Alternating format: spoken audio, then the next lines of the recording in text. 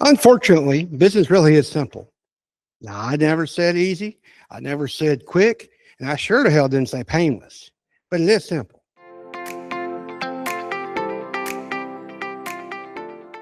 I remember one time we were talking about a budget. And I think I mentioned before, I used to run a $20 million business. And it was family owned. And they just always did what they did. And I love them to death. Great people. But they kind of just did their thing. And they brought me in. I was trying to help them figure out things, and they brought a CFO on, and we worked well together. And but they were trying. I was trying to get them to do a budget. They said, "Well, we don't know how to do a budget. Well, we don't have to. Yes, you do. We need to do a budget." And it took me a couple of years to get in there. Finally, I just made my own budget, and I explained to them. I said, "It's this simple. You tell me what the sales are going to be. You tell me what your profit you want. What do you mean?" I said, "Well, if you want 10%." They couldn't even give me that. So finally, I just went and I found out when you had the internet back then, we had associations, and they still have associations. But anyway, the association told me, okay, profit leaders made 10%. Okay, I want to be a profit leader. So I took the budget of the sales they told me, I minus 10%. And I said, all right, my people, this is what we get to spend. And I broke it down by department. And even my managers, they've never had the budget before. So I was trying to make it as simple for them as possible. I said, just like at home, here's what you get to spend. If you're going to spend more, you let me know. At least I know you're going to spend more, but you know what the number's going to be. And I'm going to tell you each month. I ain't broke it down by the month. I said, okay, my budget's for the year, but I've tried to make it simple for them. Broke it down by the month. I said, okay, here's what you're going to spend. I'd tell even the working foreman based on the sales. I said, this sales is going to be low this month. There's no overtime. You all figure out how to do it without overtime. But it became that simple that that's what you wanted to do. Is it that simple to do? No, because I'm going to tell you that it's a discomfort to talk about how simple that is. Well, Chris, it's easier said than done. Well, yeah, I can say that all day long, and it is easier said than done. Our job is to build a house, produce a product, whatever it is out there. That if you're not a contractor, that's fine. Our job is to produce a product, a house, less than the market value. And if you can do that, you're going to win. Now, we're going to talk about some other stuff here later, and we're going to talk about profits that we want and whatever that markup is. My mentor is hammering on me now to increase my gross margins, my gross profit. So by the end of the day, when I get that income statement, it spreads out my overhead. And we're not, there's not accounting, and this is not about that. But it is that simple when you come out to black and white numbers. And when you can make it that simple if you want to. But our job is to produce it less than what the market's doing it at. And the cheaper you can, and not cheaper, the more efficient you can do it, the more money you're going to make. What's that mean? It means you got to charge appropriately. You got to charge what the market's bringing. You've heard me before beat that drum about lower prices. Don't lower your price. And we're going to talk about raising the price, but that comes later. You got to follow up consistently. You got to communicate clearly. You got to build those systems. All this is the hard part, and it's not hard. It just takes due diligence to make it happen. You got to be focused, and you got to turn over things to some people. You got to have that faith to make it happen. But you got to lead your people. You have to take care of yourself. Because if you get burned out, there ain't nobody else going to take care of you. Mama at home, but sometimes mama at home don't understand. That's kind of where I got screwed myself at one time when I got sick. My wife cared about the business, but she didn't know what was going on. But you got a team now. I got a team now that takes care of all that. I talk about raising the price. That comes out. So once we've done all this stuff, we made it simple. Then we start adding value. You got all this stuff in place. You're doing it less than the market value. You're doing it as efficient as you can. Now you need to add value to it so you can charge more than the market price. We want to charge just a little bit more. But we want to make it worth it to our clients, that they see the value. If you're doing your job well enough, and this comes down to marketing and so forth, when a client calls you, they done decided that you're the person. They're done decided that whatever price you give them, they're expected to be fair. And if it's fair is a little bit more than market value, more power to us. but we want to make sure that they're getting a good product for a good price above market value because the value you're bringing to the table is more. But it's that simple, just not that easy. How do you make it easier? Well, you hire a team, you fix the problems out there. I read a book, The Toyota Way.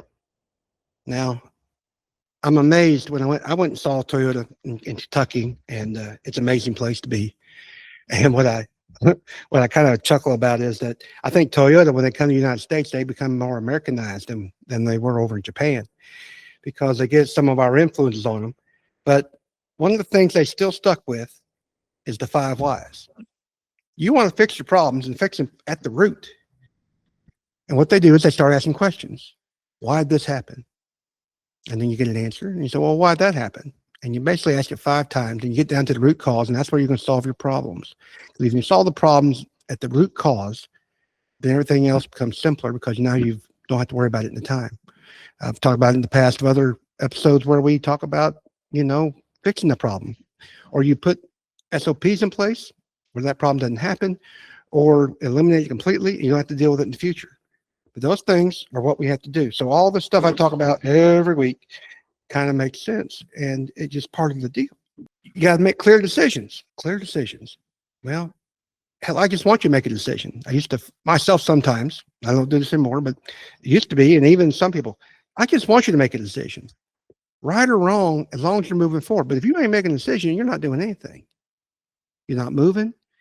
You're that same analogy I've talked about before, you're spinning your wheels. But if you're moving and you come upon an obstacle, you deal with it at the time. But you'll never know that obstacle's there unless you're moving. You never know if you made the wrong decision. And there is not necessarily a wrong decision. Yeah, there's a clear, but you're going to learn. And if you do make the wrong decision, you have decided to change what you're going to do next time. I've made a lot of wrong decisions over the years. And boy, I wish I had the money to go along with it. But you got to almost look at that like an education expense. Did you lose money? Yeah. Or did you waste it? I don't want you to think of it as waste. I want to think about it. If this happens again, I'm not going to do it that way.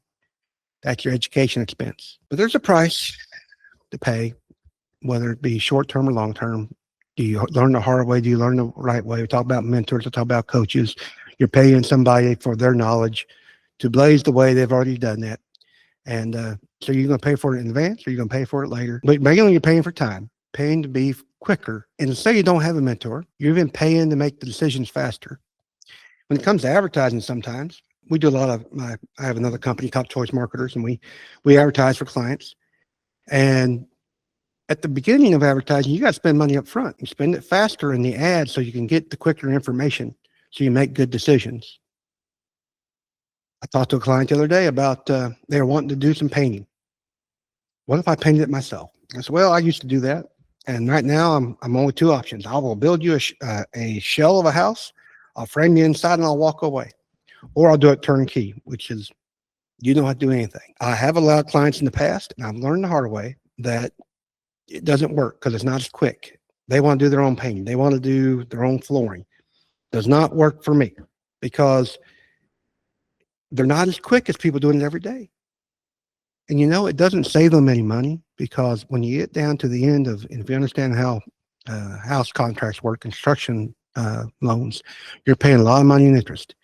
What my guys do in a couple of days will save you in interest than it would take you a couple of weeks because you're doing it on your off time. And the point being is that time is money. And when you think you're saving it, you're not. And I didn't want to go down that rabbit hole of painting and not painting. But the whole point is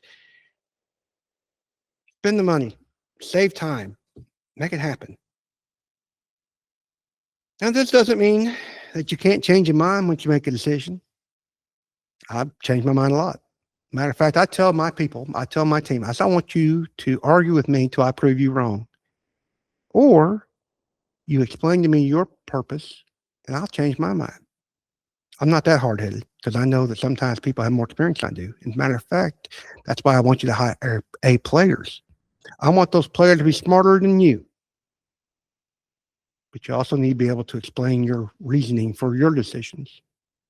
And at the end of the day, whether you're A player or not, I tell them, I say, at the end of the day, I'm going to make that decision when it has to be made. I want you to make decisions, Yes, but if there's something you come to me about and you require me to do it, we're all going to agree that my idea, or not my idea, is right, that the decision we make is encompassing their input and my knowledge of what I have, and we'll move forward and address it as we go. And be willing to change if you're making those decisions. But that's part of making this job simple. Business is simple if you allow it to be, as far as making decisions, taking other people's input, moving forward, evaluating. If you come a problem, and that decision is wrong, solve it, make a plan for it, whatever that looks like to you, but just deal with it and move on. At the end of the day, we want business to be simple because it can stress you out. And we don't want you stressed. You deal with the problems, you hire the people, you encourage them, you empower them to make decisions for you, and you focus on the things that you need to focus on to grow your business. And that being said, if that's something that interests you and you'd like to talk about that, there's always a website link. But more importantly, I do want you to like and subscribe to this channel. It helps me out, makes Google think I'm special, and send more people to it. It's all free. We appreciate that. This is Chris G., the Hard Hat CEO. God be with you till we meet again. Bye-bye.